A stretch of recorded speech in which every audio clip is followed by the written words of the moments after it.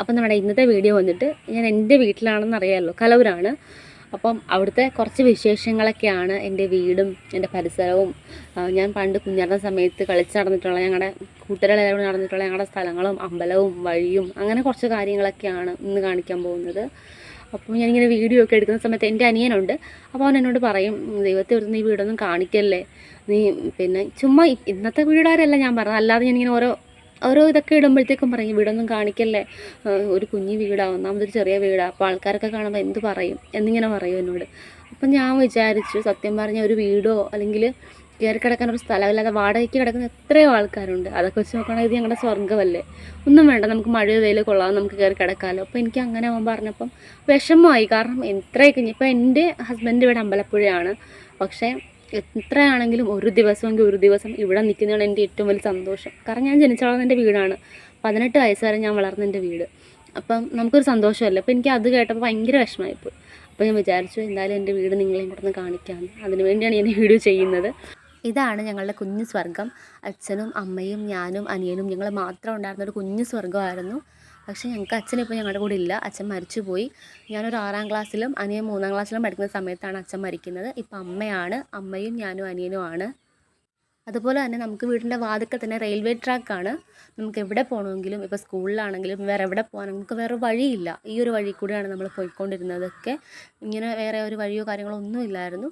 പിന്നെ അതൊക്കെ കഴിഞ്ഞിട്ട് ഒരു 2016 തോന്നുന്നു, എനിക്ക് തോന്നുന്നു എൻ്റെ കല്യാണ സമയം 2016 എൻ്റെ കല്യാണം. ആ സമയത്താണെന്ന് തോന്നുന്നു നമുക്കൊരു ചെറിയൊരു റോഡ് പോലെ ഒരു ഓട്ടോയൊക്കെ കയറി വരുന്ന പോലൊരു ചെറിയൊരു റോഡ് പോലെ നമുക്ക് കിട്ടിയിട്ടുണ്ടായിരുന്നു. ഇപ്പം നമ്മൾ അതുവഴിയാണ് പോകുന്നത്, റെയിൽവേ ട്രാക്ക് വഴി അങ്ങനെ പോകാറില്ല. ഇപ്പം നമുക്ക് ഇതുവഴിയാണ് പോയിക്കൊണ്ടിരുന്നത്.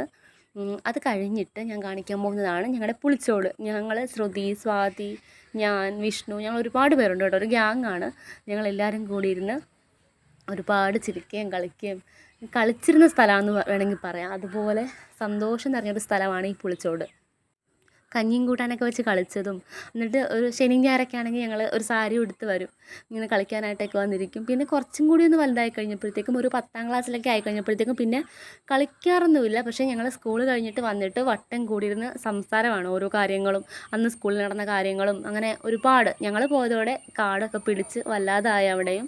അത് കഴിഞ്ഞിട്ട് നമ്മുടെ ഒരു പറമ്പുണ്ട് റോഡ് സൈഡിൽ തന്നെ, നമ്മൾ വെളിയെന്ന് പറയും, അവിടെയും നമ്മൾ ഓട്ടവും ചാട്ടവും ബഹളവും ഒക്കെ ആയിട്ട് നല്ല രസമാണ് അവിടെ. അവിടെയും പോയി കളിക്കും. അതൊക്കെ ഇപ്പോൾ ഒരുമാതിരിയായി അവിടെയൊക്കെ ഇപ്പം നമ്മളൊക്കെ പോയ സമയത്ത് തന്നെ. പിന്നെ ഇത് ഞങ്ങളുടെ അമ്പലമാണ്, യക്ഷിയമ്പലമാണ്. അവിടെയും ഞങ്ങൾ എപ്പോഴും പോകാറുള്ള ഒരു അമ്പലമാണ്. അവിടുത്തെ തിരുമേനിയൊക്കെ ആയിട്ട് ഞങ്ങൾ ഭയങ്കര കൂട്ടാണ്, എപ്പോഴും അമ്പലത്തിലായിരുന്നു രാവിലെയും വൈകിട്ടും ഒക്കെ. അപ്പം ഞാൻ അവിടെ സ്വാതിയായിട്ട് കുറച്ച് നേരം പോയി ഇരിക്കാമെന്നും പറഞ്ഞ് അവിടെ പോയതാണ്. സ്വാതിയും ഉണ്ട്, തക്കുവും ഉണ്ട്. അപ്പോൾ അതിൻ്റെ ഒരു വീഡിയോയും കൂടി ഞാൻ അതിൻ്റെ കൂടെ എടുത്തതാണ്. അങ്ങനെ ഇതൊക്കെയാണ് എൻ്റെ സ്ഥലവും എൻ്റെ വീടും എൻ്റെ വിശേഷങ്ങളും ഒക്കെ. അപ്പോൾ ഇത്രയൊക്കെയാണ് എൻ്റെ ഇന്നത്തെ വീഡിയോയിലുള്ളത്. ഒരുപാട് സങ്കടം തോന്നി അതുവഴിയൊക്കെ വന്നപ്പോഴത്തേക്കും. ഇത്രയൊക്കെയാണ് നമുക്കിന്ന് പറയാനുള്ളത്. നമുക്കിനി അടുത്തൊരു വീഡിയോയിൽ കാണാം.